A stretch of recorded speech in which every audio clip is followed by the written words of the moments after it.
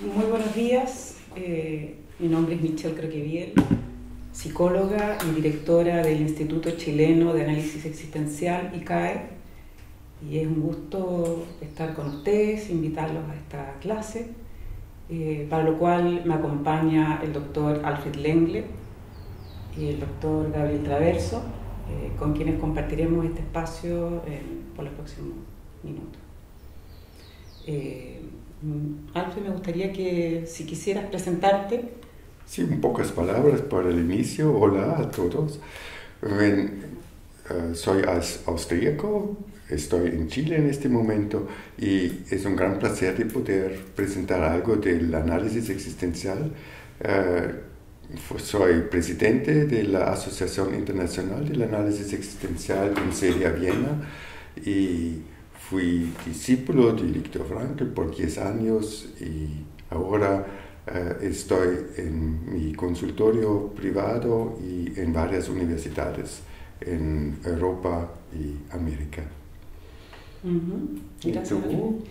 Bueno, yo soy directora de ICAE, soy profesora, formadora del instituto también, de la especialidad en psicología clínica y en consultoría existencial, en análisis existencial, y también soy profesora universitaria y psicóloga clínica, tengo mi propia consulta, algunas publicaciones también. Sí. Eso. ¿Y Gabriel? Bueno, también es un gusto para mí estar frente a ustedes y poder acompañarlos conocer algo del análisis existencial. Como dijo Michelle, mi nombre es Gabriel Traverso, soy psicólogo clínico acreditado, psicoterapeuta de adultos y parejas, profesor de la Universidad de Academia de Humanismo Cristiano y también formador del Instituto Chileno de Análisis Existencial. Bueno, Alfred, ¿podrías comenzar un poco con la historia? ¿Cómo llegamos al análisis existencial? Sí, esta psicoterapia, análisis existencial, psicoterapia moderna y análisis existencial moderno, se desarrolló de la base de la logoterapia y análisis existencial de Viktor Frankl. Viktor Frankl está conocido en el mundo por su tema, el trabajo por el sentido, con el sentido de vida, sentido de situación, y por eso entonces llamó su enfoque logoterapia. Logos está por sentido. Y la base teórica de esa logoterapia como práctica es el análisis existencial. Para Frankl, análisis existencial fue el trasfondo teórico de su práctica del trabajo con el sentido para gente que sufrió o que sufre de falta de sentido, a los cuales quebró el sentido en la vida. La base teórica, filosófica, para él es análisis existencial. Pero hoy en día, en este desarrollo de análisis existencial, el análisis existencial es una forma práctica, una psicoterapia, el nombre de una psicoterapia se podría decir nueva, que se desarrolló desde la base de Frankl, pero mucho más en la dirección de Carl Rogers, que se centra en la persona, porque el análisis existencial tiene como enfoque principal el tema yo como persona o tú como persona y el mundo. En eso el análisis existencial moderno está conforme con el análisis existencial teórico de Viktor Frankl. La base existencial, ser en el mundo, como dijo Heidegger, y el enfoque del análisis existencial va más a la persona por su herramienta que utiliza lo máximo, el herramienta de la fenomenología. La fenomenología es una forma de mirada que vamos a explicar un poco más tarde, que necesita la personalidad, el yo, la impresión, la vivencia, el acceso a uno mismo, por lo cual uno es capaz de captar más de profundidad en sí mismo y en otras personas y en el mundo. Entonces, el análisis existencial moderno se focaliza en la persona y en su mundo. ¿Por qué se focaliza tanto en la persona? Algunos dicen que esa forma del desarrollo de análisis existencial es casi un análisis existencial personal, porque la persona está tanto en el centro. Pero al mismo tiempo se puede definir por un primer acercamiento el análisis existencial siendo un análisis de las condiciones para llegar a una vida plena, a una existencia con plenitud. ¿Cuáles son las condiciones que yo puedo ser feliz, tener una vida con sentido, vivir auténticamente, vivir en buenas relaciones, vivir con una cierta seguridad? ¿Qué necesitamos como seres humanos para llegar a una plenitud de vida, una vida entera, se puede decir? Y por eso es importante que accedemos a las potenciales de la persona, a lo que la persona es capaz de movilizar como fuerzas personales, espirituales, como de utilizar la capacidad de hacer decisiones, de tomar responsabilidad. Y llegamos a una definición del análisis existencial moderno, una definición práctica, que dice que el análisis existencial moderno tiene como meta de ayudar a la gente y también a sí mismo, de poder vivir con consentimiento y aprobación interior a lo que uno hace. Consentimiento y aprobación a lo que uno hace es el centro, el tema, el enfoque del análisis existencial. ¿Por qué? Porque consentimiento y aprobación son palabras psicológicas de una palabra más filosófica, de la palabra libertad y responsabilidad, al nivel de experiencia propia. Consentimiento significa que hay sentimientos, que hay una armonización con las experiencias propias, que hay una combinación de sí mismo, una combinación con lo que uno hace, que hay una entrega, que hay un estar presente en forma vivida en lo que uno hace.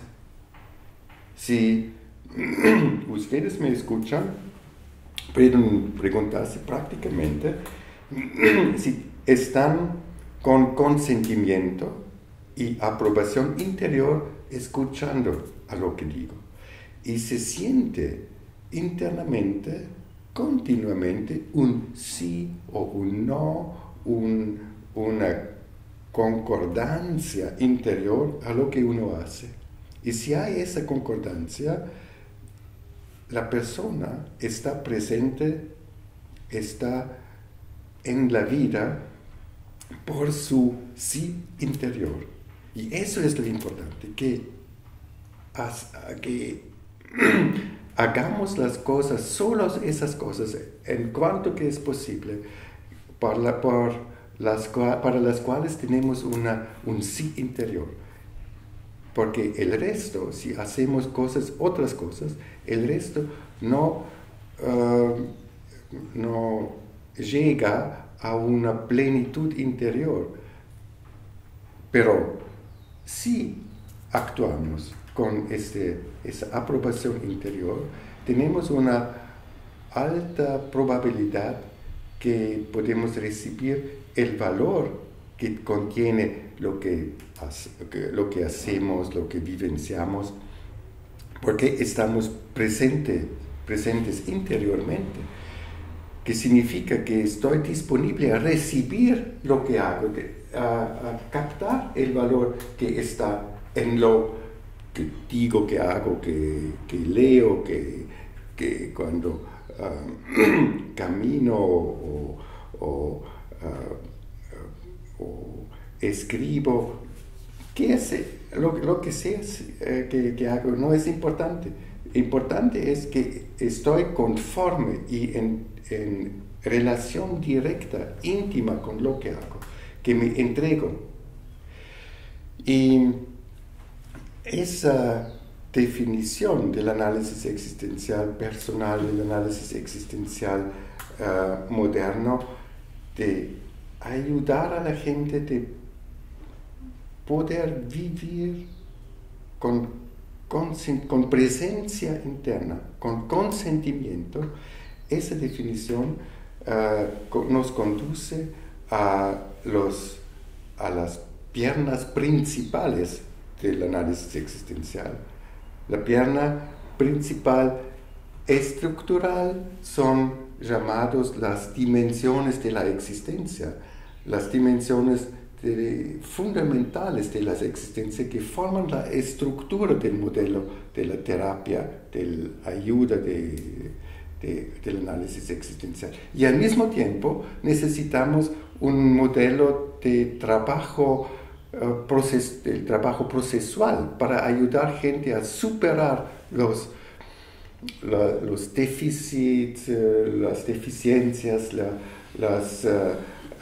los problemas, a superar los dolores, para liberarse nuevamente y ser capaz de poder encontrar con el otro, consigo mismo, con el mundo, y poder decir nuevamente sí a la situación, sí a lo que uno hace. El modelo procesual es el método del análisis existencial personal.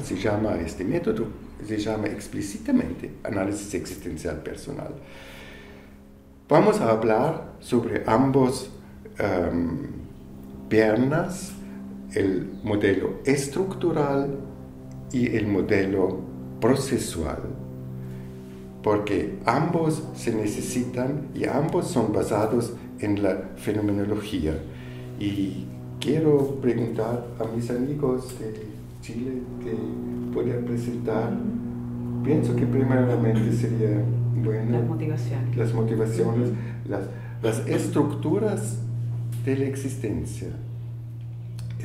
Debo agregar que, en diferencia, el desarrollo del análisis existencial tiene como un modelo de la existencia que está basada en 4 dimensiones que son tan basales que uno no puede vivir plenamente sin recorrer a esas estructuras de la existencia.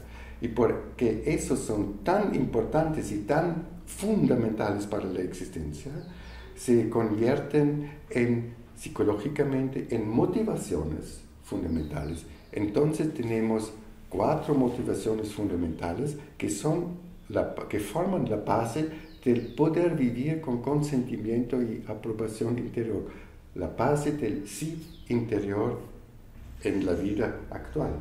Y pienso que, Gabriel, ¿te gustaría de poder presentarnos las motivaciones fundamentales y hablar un poco de ellas?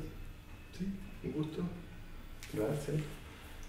Bueno, es un desafío hablar sobre las motivaciones fundamentales de la existencia en presencia de su autor, del autor de la teoría, digamos, que es Alfred Lenglen. Igual que el análisis existencial personal es el que ha desarrollado esta idea. Como decía recién Alfred, el análisis existencial, las 4 motivaciones son este soporte, ¿no? La primera de ellas es lo que podríamos relacionar con el estar en el mundo, ¿no? Con nuestra relación con nuestro entorno en la vida cotidiana,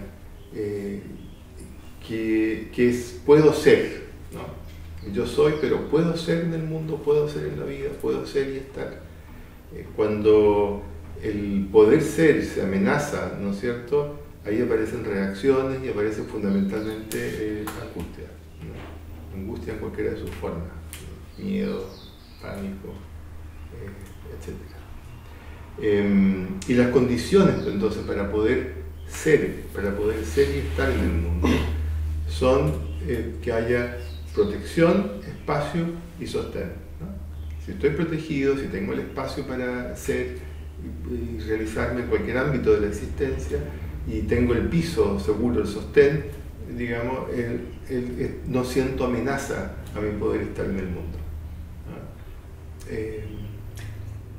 Sería importante agregar y aclarar, digamos, tomando algo que dijiste tú, Alfred, los fundamentos filosóficos de este ser en el mundo, que cuando Gabriel se refiere al poder ser en el mundo, son los dos mundos. Es decir, yo con mis capacidades físicas, mi salud, mis conocimientos, pero también las posibilidades que están en el mundo. A veces el mundo tiembla, literalmente en Chile, en Perú también. El piso se mueve externamente, a veces el trabajo falla. Entonces, siempre vamos a estar en estas cuatro motivaciones,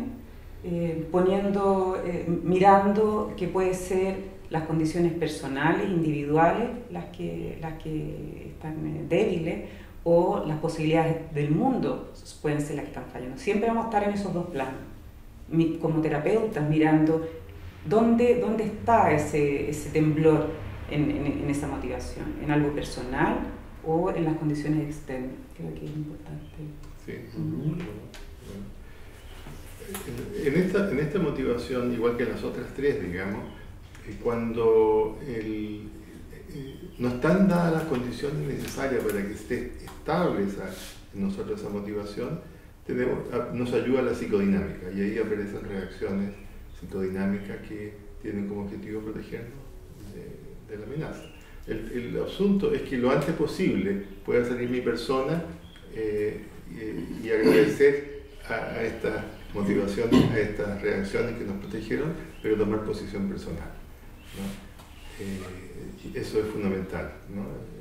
Y eso es un tema importante también en el apoyo psicoterapéutico. Acá lo que aparece normalmente, habitualmente, cuando no están dadas las condiciones, es angustia, ¿no? Angustia en cualquiera de sus formas. Entre paréntesis, ese va a ser un tema, un seminario que va a realizar, comienza hoy día, mañana y el domingo, dado por el Dr. Lengler.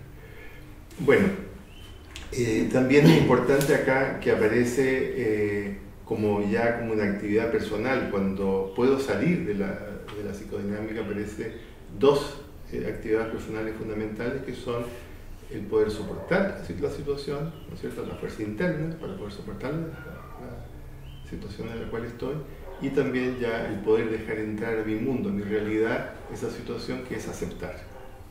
Y aceptar es fundamental, en la condición básica, paradojalmente, para un cambio.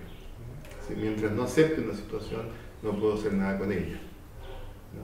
Pero para poder aceptar tiene que darse esas condiciones que mencionábamos antes, porque no puedo dejar entrar a mi realidad algo que amenaza mi poder ser o estar en el mundo. Eso me parece a grandes rasgos sobre la primera motivación fundamental. La segunda motivación fundamental tiene que ver con la vida ya, mi relación con la vida, mi poder gustar vivir. La pregunta acá podría ser: yo vivo, pero ¿me gusta vivir? El gustar vivir, ahí aparecen los sentimientos de todas sus formas, los sentimientos en los cuales me siento conectado, reunido, cerca de la vida, o los sentimientos de dolor, de pena, de tristeza, cuando siento que la vida se me aleja, se me pierde, se me va, de alguna forma. Acá las condiciones para poder gustar vivir, digamos, ¿no?, son relación, tiempo y cercanía.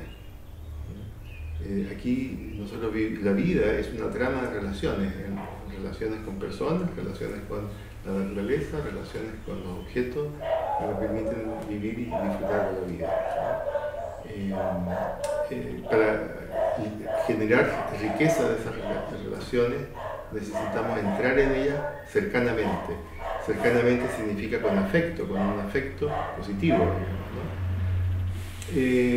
El gustar acá lo estamos empleando en el sentido amplio de que por un lado tiene una contraparte interna que es el placer, el gusto, y por otra parte lo externo, lo que me mueve a mí a gustar es un valor, algo valioso, algo que siento valioso. Eso es fundamental. Esto tiene que ver, por lo tanto, con todo ese mundo de lo valioso con lo cual me siento cercano.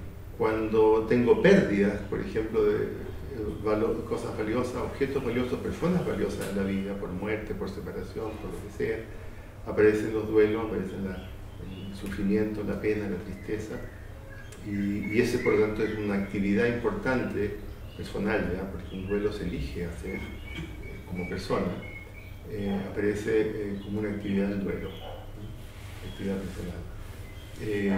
También, digamos, el acercamiento, el poder acercarme a lo valioso, acercarme afectiva, emocionalmente a lo valioso, es una actividad personal en esta segunda motivación fundamental. Para mencionar, digamos, una de las reacciones agresivas que suele aparecer en esta motivación es la rabia. Es importante poder comprender y acoger la rabia desde esta mirada para ayudar a las personas que están atrapadas por ella. La rabia a veces dificulta, impide los duelos, por ejemplo. Y además, culturalmente, la rabia muchas veces se desestima como algo importante de mirar y de detenerse. En general tratamos de eliminarla, sublimarla, y con eso estamos perdiendo una información valiosa, la información de que hay un valor, como tú decías, algo que me hacía bien a mi vida, que está siendo amenazado o que definitivamente fue quitado. Entonces creo que comprender la rabia y poder buscar qué es lo que la origina es muy importante, porque puedo defender entonces algo que a mi vida le hacía tanto bien y ahora ya está en riesgo o definitivamente ya no está. Y todo eso está en el ámbito de poder vivir con consentimiento y aprobación, porque tener un consentimiento significa que en primer lugar, puedo estar en este mundo y no me siento amenazado o en peligro. Que segundo, que me conecto con la vida, que tengo el sentimiento que me gusta vivir. Esa es una pregunta tremenda. Preguntarse después de ser nacido y a mí mismo, ¿me gusta estar acá y vivir? Y sentir toda esa vida. Y si no resulta, hay rasgos depresivos. Si no resulta el tema del poder estar, hay angustia, miedo. Porque miedo significa, existencialmente dicho, no tengo capacidad de poder estar, no tengo suficiente piso. Depresión significa, no me siento relacionado a la vida, al valor, no capto el valor de la vida. Entonces, dos dimensiones de la existencia, el mundo y la vida, con las cuales debemos conectarnos. Si no resultamos, no llegamos a una plenitud. Y muchas veces, como decimos nosotros, pisamos el palito, caemos en la trampa de que si la primera motivación, es decir, nuestras capacidades, nuestro poder estar en el mundo, en lo que hago, está resuelto, entonces, por definición, tendría que gustarme. Tengo un paciente que lo he visto 2 veces, un hombre adulto, 40 años, exitoso profesionalmente, separado con 2 hijos, y llega confundido, que no está muy contento, en fin. Y cuando yo le pregunto por su profesión, por lo que él hace, ingeniero comercial de una universidad muy prestigiosa en Chile, en fin, y yo le digo, bueno, ¿y te gusta? ¿Disfrutas tu trabajo? Bueno, dice, lo hago bien, siempre me ha ido bien, siempre fui bueno para las matemáticas, entonces, pero ¿qué querías hacer? Bueno, me dijo, cuando yo era niño me gustaban los deportes, yo quería hacer algo con deporte. Muy deportista, fútbol, tenis, mucha seleccionado de algo. Pero el papá es ingeniero y es muy bueno para las matemáticas.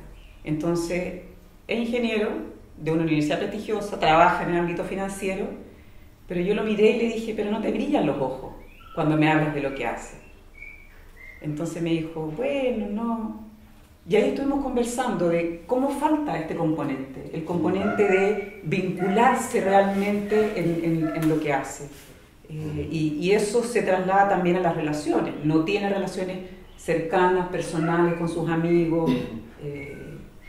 Y es un mundo desconectado, funciona, tiene dinero, prestigio. Funcional, sí. Primera motivación resuelta, pero esta segunda, ahí está cojeando ese pilar. La tercera motivación tiene que ver básicamente con la relación con uno mismo, con el ser, poder ser uno mismo, ¿no? Aquí la pregunta podría ser, yo soy, pero ¿me permito ser yo mismo? ¿Me permito o me he permitido ser yo mismo? Acá las condiciones para eso son que haya consideración, que haya un trato justo y que haya aprecio. Esta es la motivación que relacionamos con la autoestima, con el autoaprecio, ¿no? Falta de autoestima tiene que ver exactamente con este tema. Cuando no se dan esas condiciones. Aquí es muy importante que en nuestra etapa de desarrollo hayamos tenido estas condiciones, ¿no? Hayamos estado en un medio, en una familia donde hayamos sido considerados, hayamos sido tratados de forma justa, equitativa, y hayamos también recibido aprecio por lo que somos, y no tanto por un valor de uso, por lo que hacemos. Si hacemos bien o no las cosas, sí, es importante, pero lo importante es sentirme apreciado simplemente por ser yo, distinto a los demás. Acá es importante el poder delimitarme frente a los otros, ¿no? Aquí está la mismidad versus la otredad, yo mismo versus un otro. Ahí voy diferenciándome de mis padres, de mis pares, etcétera, para poder reconocerme a mí mismo en lo que me es realmente propio. Y eso es un proceso continuo en la vida, ¿no? Aquí, claro, una actividad personal importante en esta motivación es el encuentro. Encontrarme con un otro, tener un encuentro con un otro, un encuentro yo-tú, ¿no? Con un otro. Eso es, no solamente me encuentro a un otro, también me encuentro a mí en esas situaciones. Y las relaciones, según la motivación, se enriquecen evidentemente, se profundizan con los momentos de encuentro que son esta tercera motivación fundamental. Es el gran tema del ser humano, de devenir sí mismo, de llegar a una autenticidad en la vida y de saber algo de sí mismo y de encontrarse a sí mismo en la vida y no haber solamente funcionado o oído a otras personas o a padres, etc. Es una tarea de la existencia, ser uno mismo. Y ¿cómo puedo saber si soy yo? Si eso corresponde a mí. Y por eso tenemos un sentimiento de una vibración de armonía interna, un sentimiento en alemán es Gespür, un sentimiento intuitivo, una resonancia interna.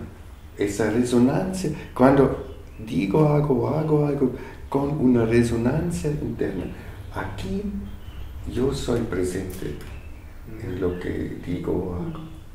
Aquí también aparece el diálogo interno, la voz interna que a veces relacionamos con la conciencia también, ¿no es cierto? La conciencia moral. La ética está en esta dimensión, corresponde a este plano, ¿verdad? Así que es sumamente importante. Muchas veces algo de mí se pierde, por ejemplo, cuando hay herida, ofensa, etcétera. Digamos, aquí también está el trabajo del perdón, del arrepentimiento, ¿no? como actividades personales en las cuales yo puedo retomar, recuperar aquello que pierdo de mí en determinadas situaciones. Este es todo un tema en las relaciones humanas. Y hay trastornos graves que no resulta eso. Claro, aquí aparecen los trastornos de personalidad en sí mismo, sí. La histeria, el limítrofe, el narcisismo, etcétera, ¿no? Son trastornos que están relacionados con eso. Y por lo mismo el gran sufrimiento que hay a la base en la histeria y también en los otros trastornos de personalidad es la soledad, pero la soledad más profunda, la soledad de mí mismo. Porque si me falló el encuentro con el otro, es el otro el que de cierta forma me regala a mí, me devuelve quién soy. Si el otro no estuvo, yo quedé sin nada, quedé vacía y por lo tanto quedé sola de mí. No tengo esa posibilidad de encontrarme conmigo. No hay un migo en el fondo. Y por eso la histeria, específicamente, los otros también, pero la histeria como palabra es muy peyorativa. Hay muchos terapeutas y familiares que tratan en forma muy peyorativa a la persona histérica, porque no se comprende el sufrimiento que está a la base, porque no parece que sufrieron en realidad. Es el dolor. Y es un dolor muy tremendo, muy profundo. Y solamente lo podemos comprender si tenemos una mirada fenomenológica, si podemos captar de qué se trata, por qué esa persona necesita llamar la atención, o necesita agredir, necesita movilizar al otro, y lo necesita movilizar justamente para poder encontrarse en el otro, poder recuperarse a sí mismo. Yo creo que tenemos todos pacientes con diferentes manifestaciones, formas reactivas, psicodinámicas donde aparece este sufrimiento, ¿no? Bueno, suelen ser los motivos frecuentes de consulta, claro. Ya sea a nivel de trastorno o al menos de neurosis de carácter, o simplemente por heridas, digamos, que llegan las personas con un sufrimiento muy grande, herido en lo esencial, en lo profundo de uno. Aquí también, claro, el consentimiento y aprobación se reflejan en la autenticidad, ¿no? Es decir, ser auténtico es yo me permito y yo me elijo y yo apruebo mis elecciones, mis decisiones, ¿no? Cuando yo decido, tomo una decisión personal, digamos, estoy centrado en esta motivación. Si algo que es importante para mí, que siento que es importante, con la cual me puedo identificar y así puedo decir sí a lo que hago, tengo un consentimiento, cuando es el mío. Claro. Y eso implica el mayor encuentro conmigo mismo, la mayor cercanía conmigo mismo, para poder tomar esa decisión y esa posición. Y aquí es importante también aclarar, porque muchos pacientes llegan diciendo, no, yo porque quería hacer algo o quería decir algo, lo dije. Yo soy tan auténtico, tan auténtica, no sé por qué las personas se enojan conmigo. Y ahí es justamente, a mí me gusta hacer una distinción, y una distinción mía, no necesariamente de diccionario, que es la diferencia entre la autenticidad y la espontaneidad. Y donde lo espontáneo es más reactivo, no considera al otro. O sea, este ser auténtico que habla el análisis existencial, esta plenitud de la vida y de la existencia, no puede no tomar en consideración al otro. Es decir, no puede perder de vista al otro. Para que haya esa concordancia a la que tú aludes, esa coherencia, el mundo no pierde de vista al otro. No es que tenga que hacerlo por el otro, pero tengo que considerar cuáles son las consecuencias de mis actos. Eso es ser responsable, lo que dice el análisis existencial, la responsabilidad conmigo mismo y con el mundo. Pero si pierdo de vista al mundo, entonces puedo y solamente aferrarme y pararme solamente en lo que yo quiero, en lo que me parece que está bien, pero sin considerar al otro, se puede hacer daño, se puede confundir. Por eso el encuentro es básico en la tercera fundamental, motivación, claro. y la ética, y el encuentro consigo mismo como con claro. los otros. Y necesita el otro para desarrollar el propio. Sí, claro. Bueno, esa diferencia que haces tú entre espontaneidad y autenticidad, lo podemos ver un poquito más cuando hablemos del análisis existencial personal, entre seguir el impulso o tomar una posición personal. Bueno, y la cuarta motivación fundamental, aquí tiene que ver ya con el tema propio de Frankl, que es el sentido, ¿no? Aquí es como, sí, yo existo, pero ¿para qué es bueno? ¿Para qué es bueno? ¿Para qué le sirve al mundo que yo exista? Y eso tiene que ver, por lo tanto, con el actuar con sentido, el actuar nuevamente con aprobación personal. El actuar con sentido aquí se apoya nuevamente en tres condiciones, que son, por un lado, tener un campo de acción, un campo de actividad, el poder tener que haya un contexto valorado en el cual actúo, para el cual tiene sentido mi actuar, y, digamos, un valor de futuro. Es decir, cuando algo tiene sentido y que hacemos, digamos, también tiene un proyectarse en el tiempo, ¿verdad? Por lo menos un poco más adelante. Puede ser de algo pequeño, el preparar una cena para los amigos, ¿no? O el estudiar una carrera, etcétera, etcétera, donde el valor mientras estudio está dado en algo que todavía no se da y se va a dar algunos años más tarde cuando termine esa carrera. Acá, en esta motivación, digamos, aquí aparece cuando falta el sentido, cuando aparece un dolor, una angustia muy profunda, digamos, que es tan intolerable que puede llevar a efectos como adicciones, incluso puede llegarse a depresiones que llevan al suicidio, ¿no? Es decir, tan central es el tema del sentido. Esta es la motivación más propiamente existencial o puramente existencial. Las otras son más internas, tienen que ver conmigo mismo, con mi mundo, etc. Por eso que hablamos de las primeras tres motivaciones personales existencial, y esta es propiamente la motivación existencial por excelencia, porque es mi conexión con el mundo a través de mi hacer, a través de mi actuar. Y esta dimensión evidentemente requiere que las primeras tres estén relativamente bien fundamentadas, y eso creo que es un gran aporte y un gran complemento, digamos, a la mirada tradicional de la logoterapia. Y agregando al tema de Frankl del sentido, podemos decir que esa cuarta motivación fundamental contiene también una mirada un poco más amplia, porque sentido, fenomenológicamente visto, es un término de contexto. Se trata que vimos nuestra existencia en contextos más grandes, de manera sistémica también, es la dimensión sistémica en el análisis existencial. El contexto más grande y el diámetro físico, el diámetro histórico, el diámetro de tiempo.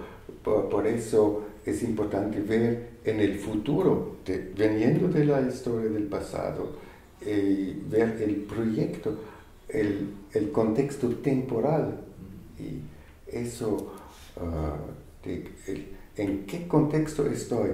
Vivo en una familia, por ejemplo, es un primer contexto social. Vivo en una ciudad, en una nación. Vivo en un ambiente laboral. Son mis contextos en los cuales estoy. ¿Y son buenos esos contextos o no? ¿Debo cambiar algo? ¿Qué es mi contribución al contexto en el cual estoy? ¿Y qué me da el contexto a mí mismo? Esa interacción del contexto, eso es la base del sentido existencial y ontológico. Hacemos esa diferencia más claramente que normalmente se hace en la logoterapia.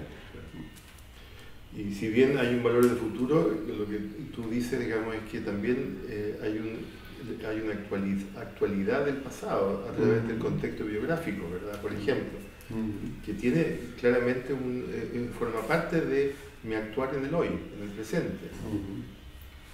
Hacia un valor un futuro, pero llevo conmigo ese contexto gráfico, ¿no? Conmigo y en mi entorno. Así la plenitud en la vida depende también de las otras dos preguntas o dimensiones de la existencia, el estar conmigo y con los otros, con los demás, la tercera dimensión de la existencia, la tercera motivación fundamental, y esa culmina en la pregunta, ¿es lícito? ¿Está permitido? ¿Puedo hacerme ver y soy visto por los demás? ¿Puedo estar detrás de mi responsabilidad? Tercera motivación ética. Y cuarta, el contexto, el ámbito más grande en el cual estoy. Tiene un sentido lo que hago, la dirección en la cual me muevo. Va a llegar a un valor, a algo fructífero que en mi vida lo puedo vivenciar, que sea algo que sea buena para algo, para alguien, para algo más que de mí mismo. Eso es la cuarta dimensión. Y cuando esa dimensión, aparte de lo que mencionaba Gabriel respecto a la adicción o eventualmente el suicidio, nosotros vemos en nuestra sociedad actualmente mucho vandalismo, y muchas veces el vandalismo obedece a que esa persona, ese sujeto, ese joven, no puede verse fructífero en un contexto que no lo ve como posible, en un futuro que tampoco comprende. Es interesante cuando vemos lo que ocurre en las calles, en todas estas manifestaciones sociales actuales, podemos empezar a verlo desde este otro lado. ¿Qué ocurre? ¿Qué está pasando? Que algunos jóvenes, algunas personas no pueden verse fructíferos en el contexto laboral, social, político, en fin.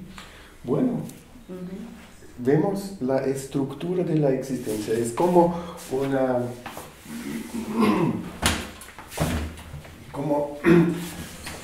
si tomamos la isla de la existencia,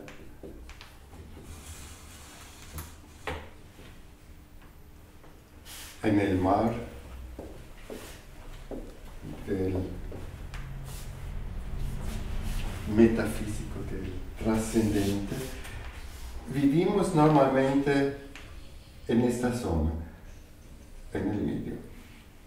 Pero hay como las cuatro dimensiones. Hay la primera motivación fundamental, el poder ser. La segunda motivación, gustar, vivir. La tercera motivación fundamental, permitirse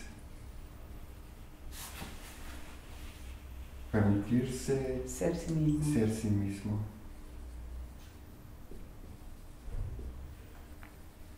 Y la cuarta, acción, sentido. Acción en contexto valioso.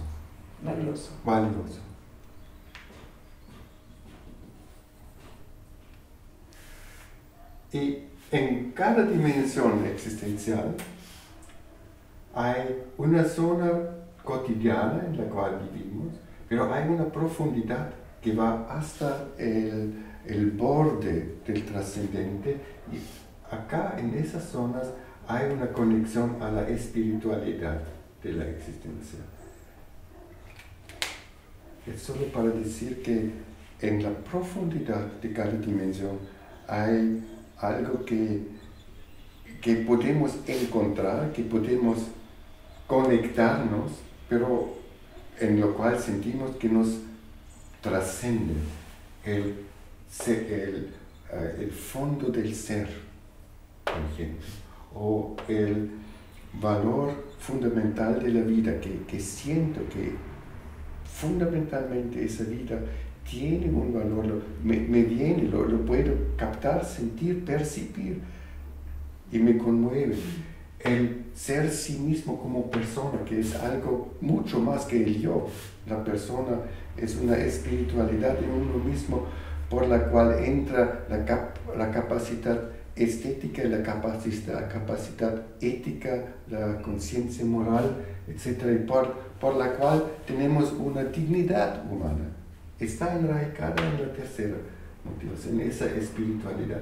Y la cuarta, el sentido ontológico, el sentido del ser, el sentido del mundo, el sentido de que estoy, el sentido de mi vida, que no depende de mí, que está o no está, y puedo captar. Eso también es una conexión a la religión. Pero ahora me parece que podemos volver a la EP.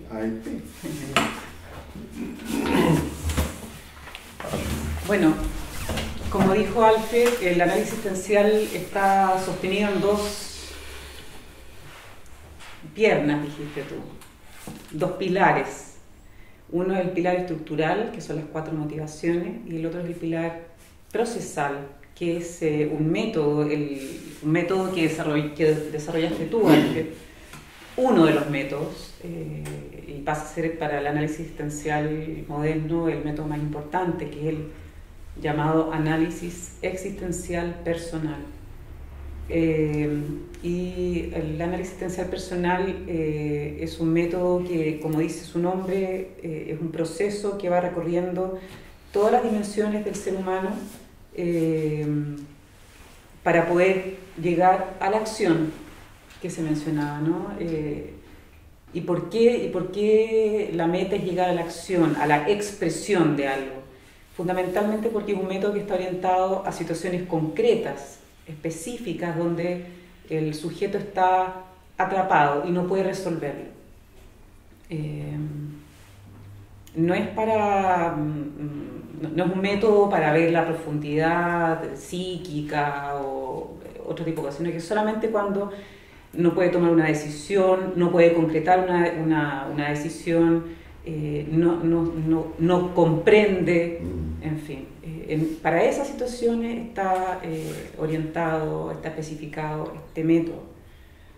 Y este método tiene 3 grandes ejes. La primera parte es el percibir. El percibir en realidad es común a toda la psicología, a toda la psicoterapia. La percepción es fundamental.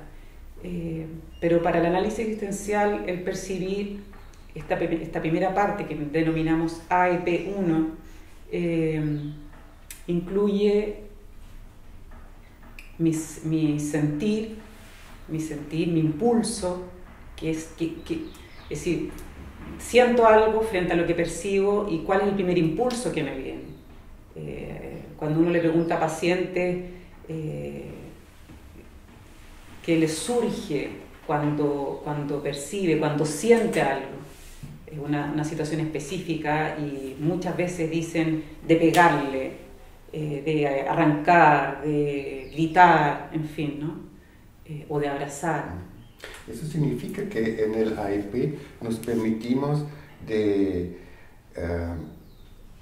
tomar todo lo que aparece en uno mismo. Tomar lo que aparece. Psicodinámica, reacciones corporales, reflexiones personales, percepciones personales, todo eso está en esta primera impresión. Y esto es importante lo que dices, Alfred, porque tiene relación con lo que mencionaba Gabriel respecto al aceptar.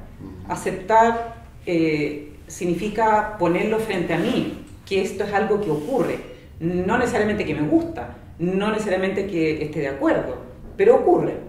Y muchas veces bloqueamos sentimientos o bloqueamos impulsos porque no debe ser, porque no es correcto, porque entonces no lo marginamos.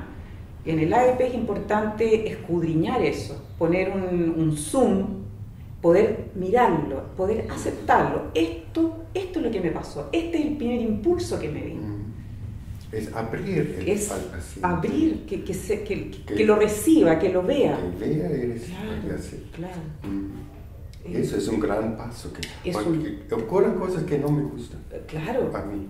Y los pacientes se sorprenden cuando uno se detiene y entre que se avergüenzan, también surge un poco, pero ¿cómo puedo sentir esto? ¿Cómo puedo sentir o tener ganas de pegarle a mi madre, por ejemplo? Que es el primer impulso que surgió, ¿no? Luego de haberse conectado con el sentir, el primer sentir. Y luego, en este AEP1, en este primer paso, en la primera etapa, está el comprender el sentir fenomenológico, es decir, poder ver qué es lo que me dice esto, qué es lo que me dice esta situación. Si soy capaz de captar ese mensaje, esa directriz que me está dando ese impulso, ¿no? Y ese sentir. Es una gran capacidad humana que somos capaces de captar más que somos conscientes a veces. Claro. Y por eso tenemos sentimientos y vivencias que no podemos comprender.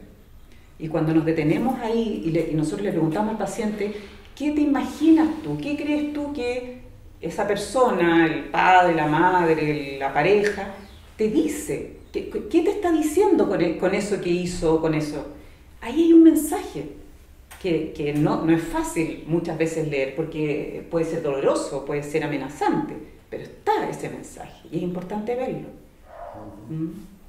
Ese sería la primera parte del AEP, el análisis existencial personal. Percibir, sentir, ver el impulso y el sentir fenomenológico. Y es siempre importante que el análisis exista, ese modelo, ese método de procesar problemas, temas, se conecta siempre a una situación concreta. Claro, ya lo que se debe describir antes claramente qué pasó realmente. Claro, tienes razón. Omití la primera parte porque no es específico. Porque no es específico del análisis existencial y lo que yo dije fue compartida por todos los enfoques psicoterapéuticos, que es la descripción. Pero es importante que tú me lo recuerdes, porque la descripción para nosotros tiene que ser muy detallada. Tan detallada que el terapeuta no le queden dudas respecto a lo vivido, a todos los detalles, porque todos los detalles cuentan en la persona del terapeuta como un perceptor fenomenológico. ¿Sí? Por eso es importante que todos los detalles estén y a partir de esos detalles yo pueda preguntarle al paciente, detenerme en su sentir, que es la emoción primaria, en el impulso y en el sentir fenomenológico. Y siendo un método fenomenológico, empieza como dijiste, con el percibir. Claro. Y la percepción debe ser muy realista, fáctico, sin hablar de las emociones y reflexiones, solamente qué sucedió. ¿Qué sucedió? Y después, en el primer paso, miramos cómo eso afectó a mí. A mí como terapeuta. Y al paciente como paciente. A mí como terapeuta en el sentido de, porque siempre el terapeuta va a estar presente con su propia fenomenología, viendo qué me está diciendo a mí de lo que está diciendo el paciente. Va a ser siempre esa doble mirada. Es un acompañamiento, muy cercano. Empatizante. Porque es la única forma que podemos ayudar al paciente a atreverse a compartir, a mirar el impulso, a mirar esta emoción primaria que surge. Si nosotros nos ponemos distantes, críticos, enjuiciadores, difícilmente el paciente va a poder animarse a mirarse. Entonces, para el AEP tenemos un triángulo que grafica los tres ámbitos principales donde nos vamos a ir deteniendo. En primer lugar, yo dije, son tres pasos principales. El AEP1, que como explicamos delante, primero nos detenemos en la emoción primaria, luego se mencionó que nos detenemos en el impulso que surge a partir de esa emoción primaria y finalmente en lo que es el sentir o contenido fenomenológico. Contenido fenomenológico, que es cuál es ese mensaje que me llega, qué me quiere decir eso que ocurrió. Una vez que hemos profundizado en estas tres partes, entonces el paso siguiente, que ya corresponde al AEP2, el paso siguiente es: me comprendo como paciente, o lo pongo dirigido hacia el paciente. ¿Te comprendes en eso que sentiste, en el impulso, en ese contenido fenomenológico? ¿Puedes comprenderte a ti en eso que te ocurre? ¿En eso que te entrampa, en eso que te detiene? ¿En todo lo que descubrimos en esta primera parte? Eso sería la comprensión de mí mismo. La comprensión de mí mismo como paciente, o de sí, comprensión de sí mejor. Pero también es importante la comprensión del otro. Es decir, si hay algo con una otra persona, ¿qué pasa? ¿Puedo comprenderlo? ¿Puedo comprender a esa otra persona? ¿Puedo comprender por qué hizo, o por qué dice, o por qué no lo dice? ¿Puedo comprender al otro? Pero también hay una parte que me parece muy valiosa en el análisis existencial, que tiene que ver con lo misterioso, con el misterio. No todo está definido ni determinado por los seres humanos. Siempre puede haber algo que es el misterio, algo que no comprenda. Y aceptar que hay algo que no comprendo también es importante. Puede ser que haya algo que en definitiva yo no comprenda, lo no comprendido, pero tenerlo claro. Tener claro que pudiese haber algo que no comprendo. Eso es parte también de la existencia, que hayan cosas que yo no comprendo. Cuando yo tengo una comprensión de mí, del otro, o esta aceptación de lo no comprendido, yo puedo llegar a una conciencia que me permite llegar a una toma de posición. Lo ponemos arriba porque para llegar a este punto cúlmine hemos tenido que autodistanciarnos. ¿Qué significa autodistanciarse? Ir mirando cada vez con más distancia del hecho, de aquello que me tiene perturbado. Me miro a mí, miro al otro, y finalmente desde la cima, si se puede decir, o desde la mayor profundidad, porque se puede invertir el triángulo, yo puedo ahí decidir tomando posición respecto a todo lo que ya recorrí. Es decir, me enojó, me dieron ganas de salir arrancando o de pegarle a alguien.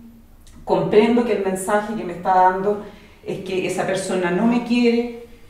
Me comprendo a mí qué me sucede cuando leo ese mensaje. ¿Cómo me llega? ¿Cómo me comprendo en mi sufrimiento? ¿Puedo comprender a la otra persona? ¿Por qué? ¿Qué le pasa a esa persona que me dice esto? Su historia, lo que es esa otra persona. Y finalmente a partir de eso yo puedo decir, bueno, ok, puedo comprender, pero a partir de esa comprensión yo personalmente, con mi propia conciencia, con mi propia ética, con el juicio que yo hago de qué es lo que a mí me parece correcto o no correcto, yo puedo tomar una decisión. Yo decido, pero puedo decidir habiendo comprendido, habiendo conectado con mis propias emociones, con mi propia fenomenología. Poder tomar una decisión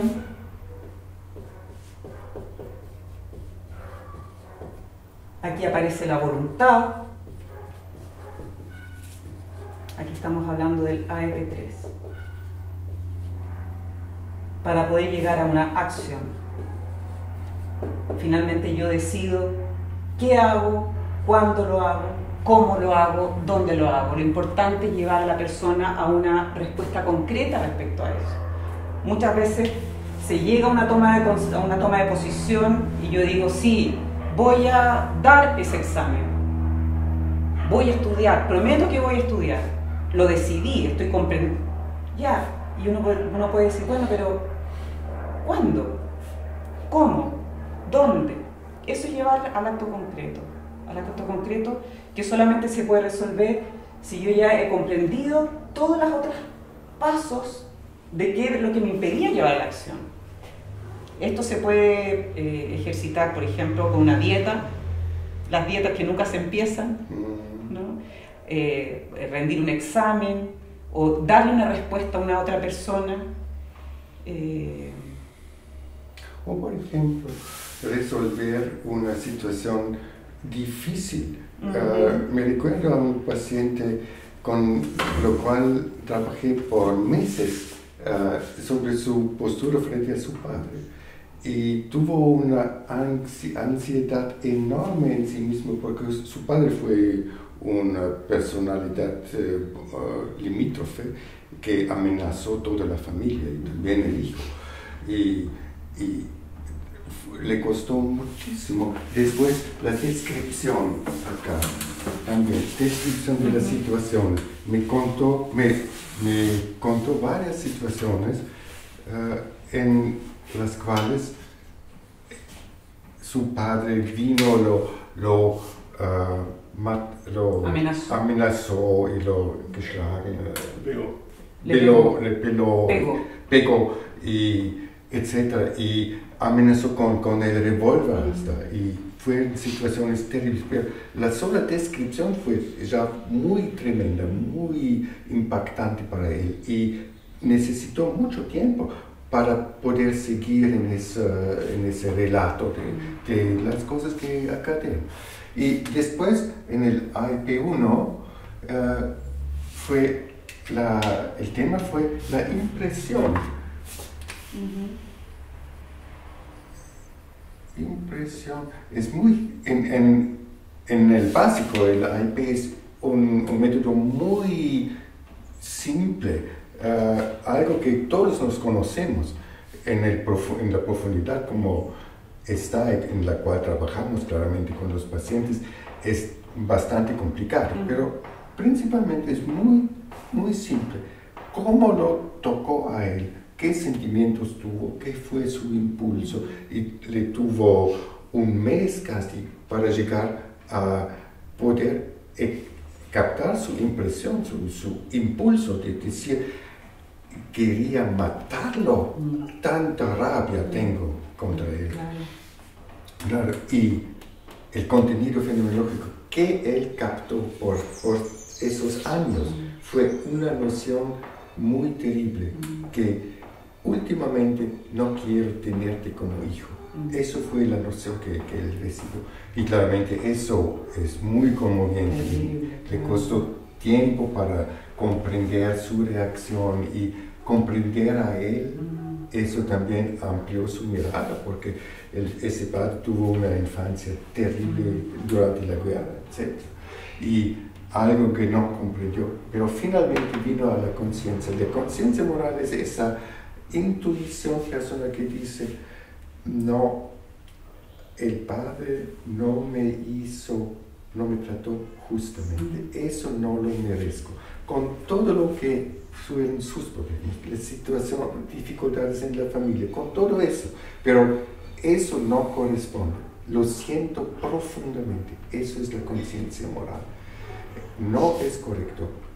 Y la toma de posición habló de ese padre que se piensa de una persona que trata a su familia, a su hijo en esa manera, es una persona disturbada. Y es una persona, y personalmente dijo que es una persona muy, muy pobre y que tuvo casi un sentimiento de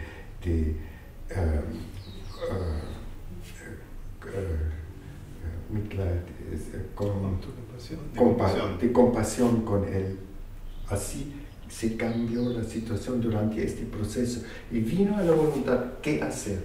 Y claramente fue claro a él que tomando la posición, vino a la expresión. Se ve que impresión, posición, viniendo desde mi profundidad, ¿qué es mi posición frente a eso? Y finalmente expresarlo y llegar a una acción. Dijo que cuando va a casa, no vivió más en casa, quiere enfrentarlo y nunca permitirle a él de decir algo agresivo contra alguien en la familia y posicionarse y pararla. Y lo hizo, y eso y preparamos esa situación siempre considerando cómo será para ti, cómo será en la situación realmente.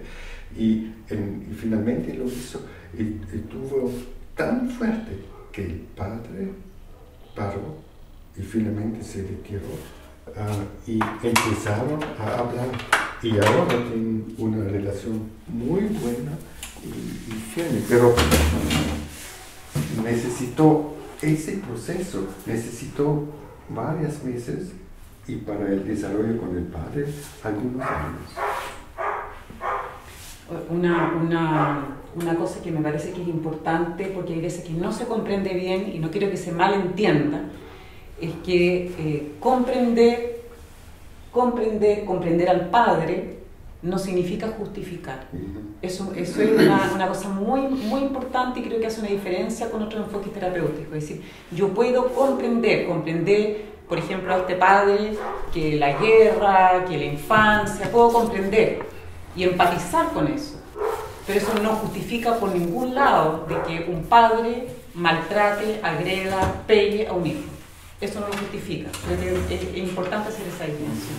Y porque eso ayuda a la toma de posición, porque es la conciencia la que dictamina si se justifica o no se justifica.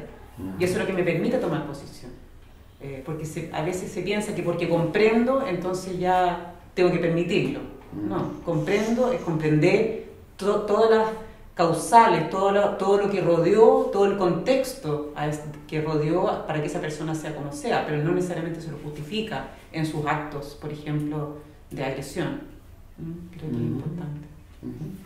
Bueno, así vemos que saliendo del mundo de una situación no comprendida, no elaborada, se entra profundamente en uno mismo, tomando todo lo que sucede al nivel psíquico, físico, corporal, psíquico y espiritual, personal, mirando todo eso y concentrarse a la respuesta interna y basándose en esa, volver otra vez al mundo y a una acción.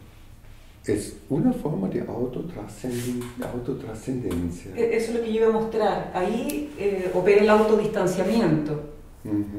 Y en el eje, en el vértice de acá, que es cuando viene la decisión y la acción, surge la autotrascendencia. Ahí soy trascendente. Sí. Y el piso acá es la autoaceptación. Y el piso es la autoaceptación, exacto. Así puedo estar conmigo y con el otro, y junto. Y eso es importante porque eso forma la base del diálogo con el mundo y el diálogo interno. Consigo mismo. Bueno, son las dos piernas del arte. Claramente tenemos otros métodos, un método de fortalecimiento de voluntad. Cuando uno no sufre que tiene voluntades pero nunca llega a un fin y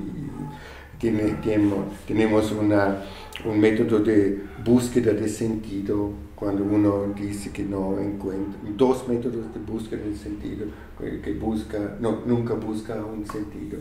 Se puede ayudarlo con pasos declarados claramente comprendiendo o relacionándose a esas bases que forman el sentido.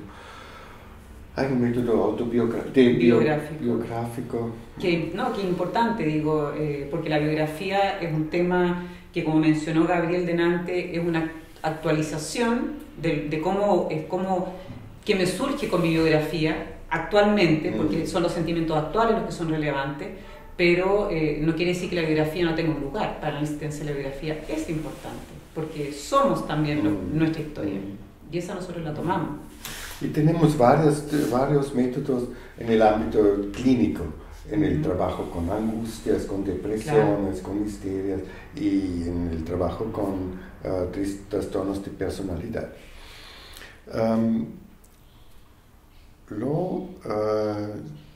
Autoexperiencia en la formación es importante.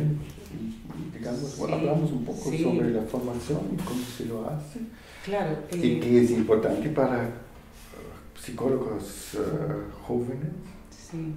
Bueno, la formación que impartimos acá en ICAE, que es la formación que se rige por el programa de la GLE Internacional, de la Sociedad Internacional de Análisis Existencial y Logoterapia, es una formación larga, dura 3 años y medio, pero porque toma en consideración una reestructuración de la personalidad de los terapeutas. Vale decir, trabajamos durante 3 años y medio con la persona del terapeuta a la par que con la teoría.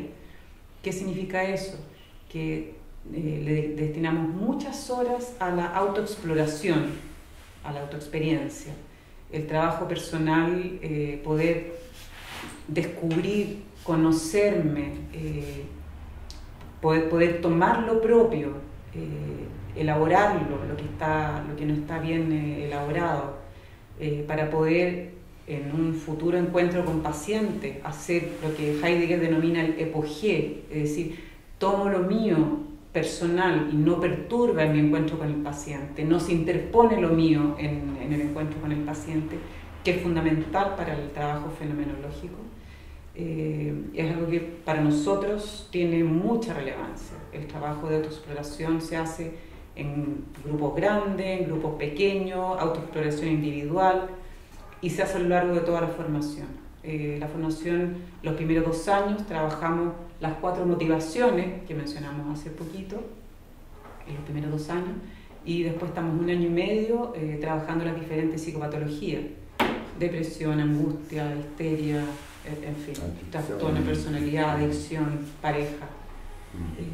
Se trabaja profundamente durante varios meses en cada uno de esos temas, con autoexploración, trabajando con método, y a la par se van supervisando casos. También me parece importante que digamos un poco sobre el tema fenomenología, pocos minutos, porque utilizamos tanto esa palabra y es tan básico para el área. La hemos mencionado bastante hoy día, ¿no? Sí.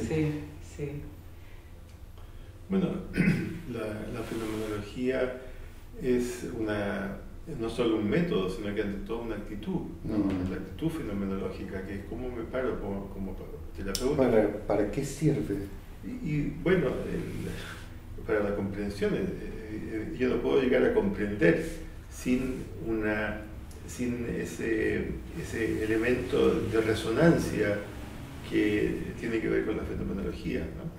En la cual me abro, ¿no? Hay una apertura donde puedo poner de lado mis propios temas. Por eso que es importante, como decía Michelle, el trabajo conmigo mismo, para saber cuándo eso tiene que ver más conmigo y no con lo otro.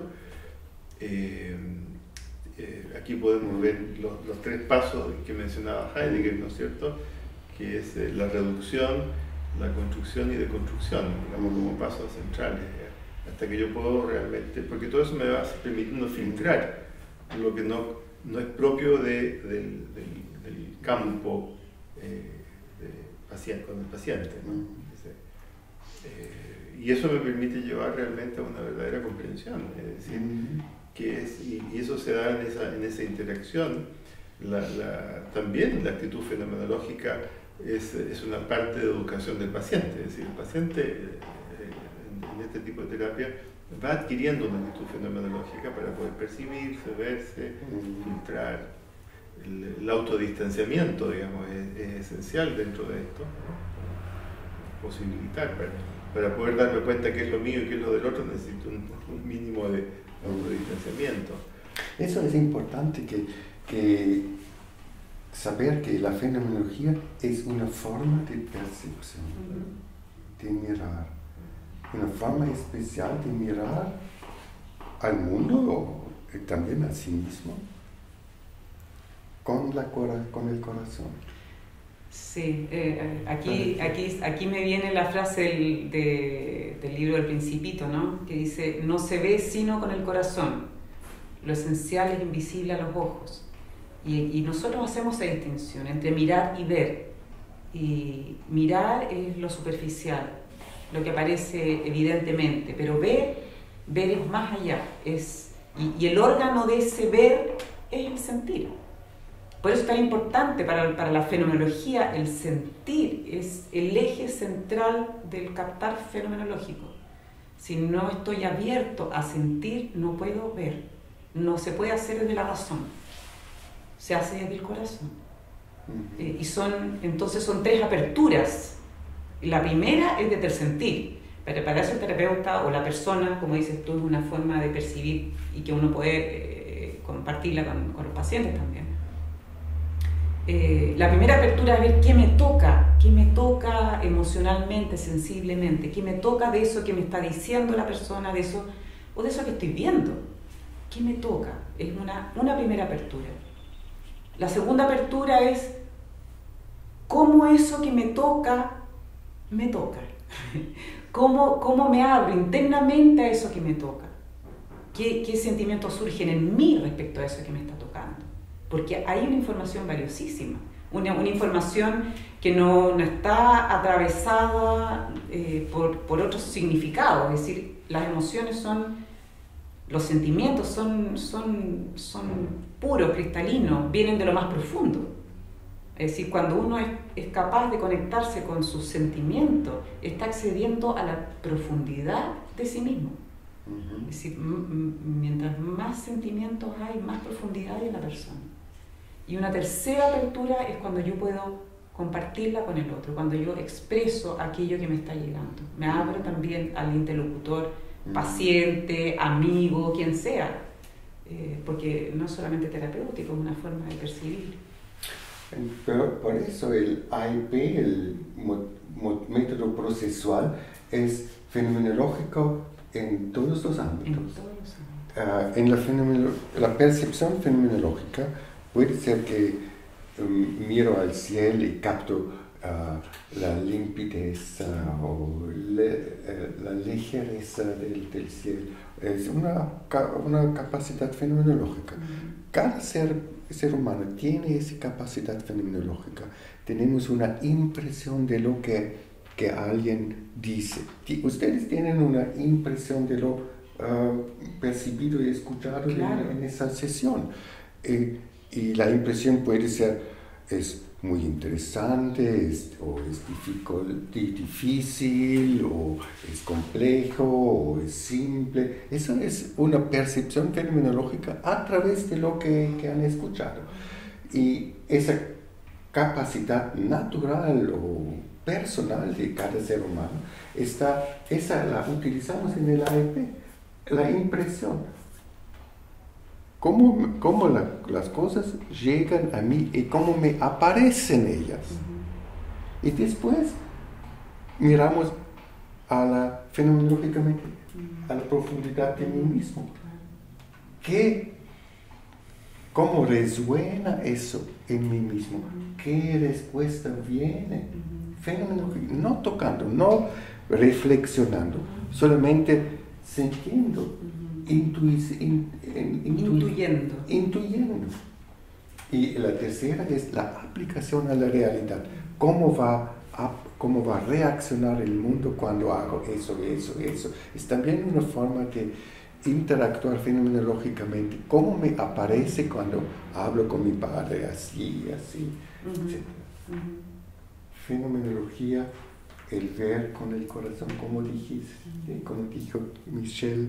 Y significa, se debe trabajar a uno mismo para poder ser capaz de captar fenomenológicamente a un nivel profesional, ser capaz de poner entre paréntesis las cosas que me vienen, que me recuerdo, todo eso para poderme abrir.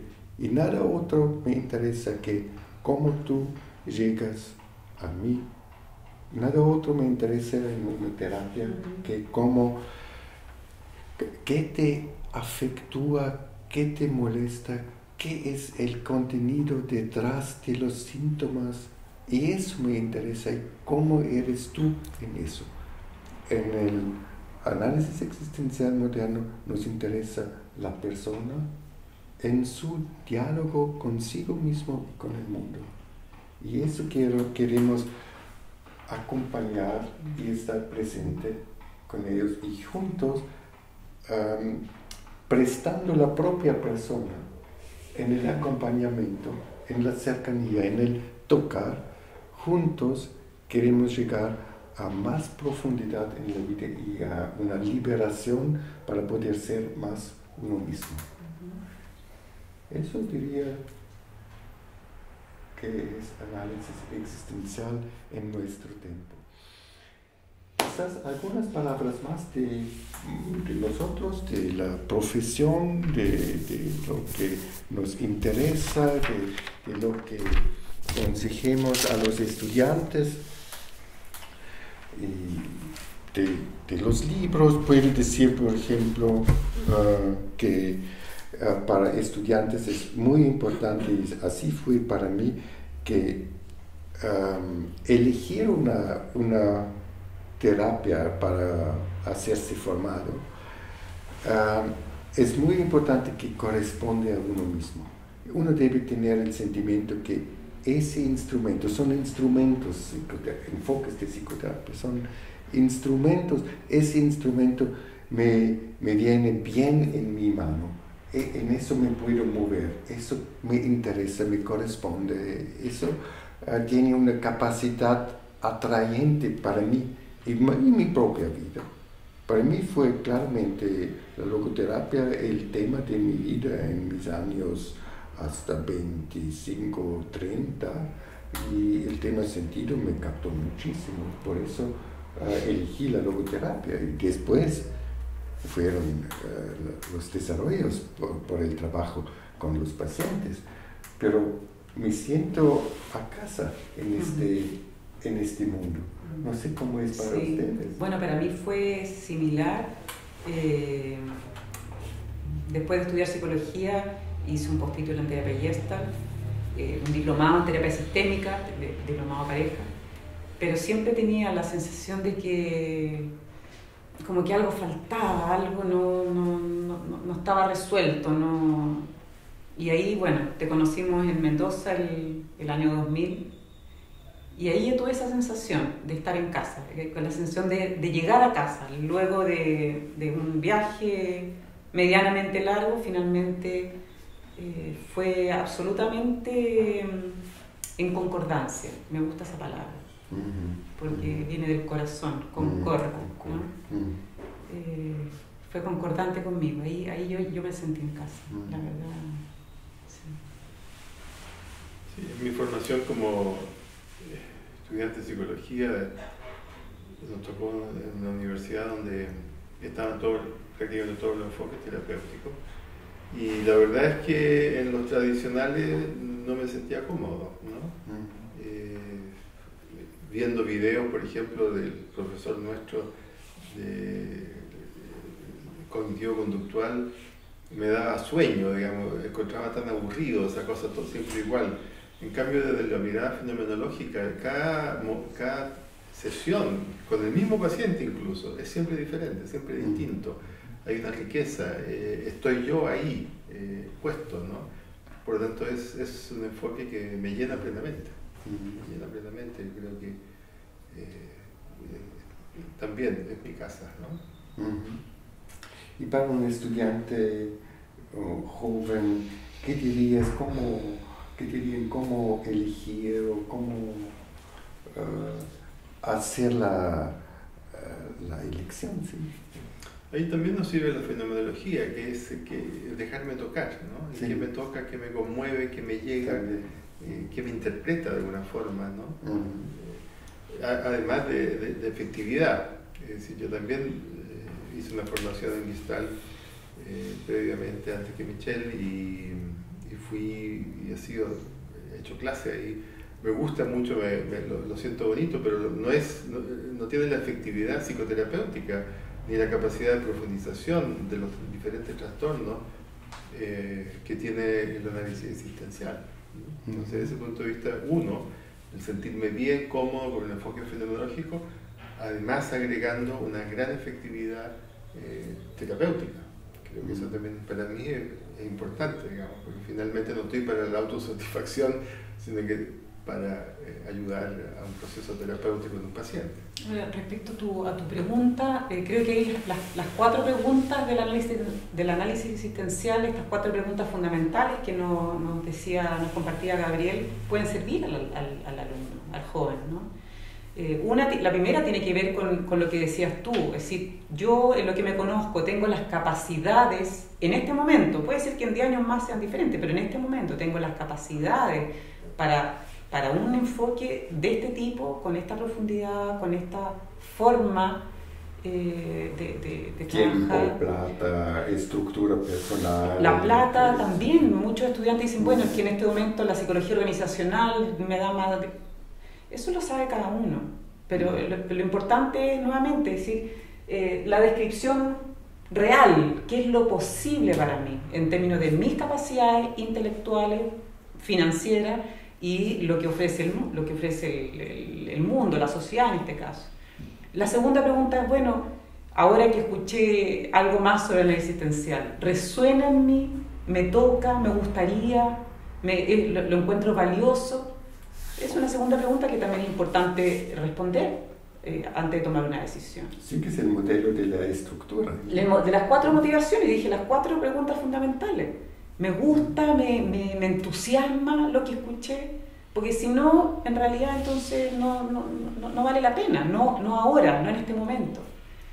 La tercera pregunta es, me imagino yo, me legitimo, mi propia persona se puede desplegar, me puedo permitir ser como soy en un enfoque como este, o tengo que adaptarme, tengo que esconderme, tengo que simular como si es un enfoque que por lo que estoy escuchando, por ejemplo, yo como estudiante, si yo escucho y digo, bueno, sí, en realidad me hace sentido a mí, en una terapia de ese tipo yo puedo poner lo mío, puedo legitimarme, ser auténtico, entonces puede ser una forma también una pregunta importante a ser respondida. Y la cuarta pregunta, que es la pregunta del sentido, bueno, en un enfoque como este, ¿yo podría contribuir a trabajar, a ayudar a los pacientes, o en la organización, si es organizacional donde quiero trabajar, hay algo donde yo pueda enriquecer? Quiero ponerme en este ámbito, en el ámbito existencial, por ejemplo, o psicodinámico, o conductivo, conductista. ¿Cuál es mi ámbito? En lo cual me puedo moverme como un pez en el agua. Pez en el agua. Sí. Claro. Esas 4 preguntas ayudan. Sí. Bueno, también tenemos libros. Últimamente apareció este libro que editó Gabriel. Sí, soy coeditor junto con Silvia Lengel, la esposa de Alfred, porque hay una parte, digamos, que es una gran parte, la gran mayoría es traducción de un libro que se publicó el año 2005 en Austria, y que hemos agregado algunos artículos también latinoamericanos, Argentina, Chile, etc., y que se llama Vivir la propia vida. Hay una serie de artículos centrados principalmente en casos, también hay algunos artículos que son un poquito más amplios, buscan comprender ciertos temas, el papel de los sentimientos en la psicoterapia, la espiritualidad en psicoterapia, etcétera, escrito por Alfred.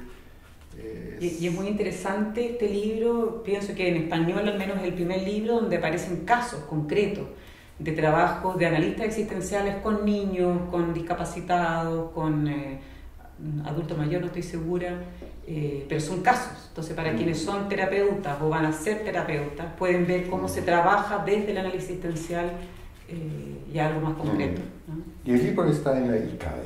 Y el libro lo tenemos en ICAE, icae.cl.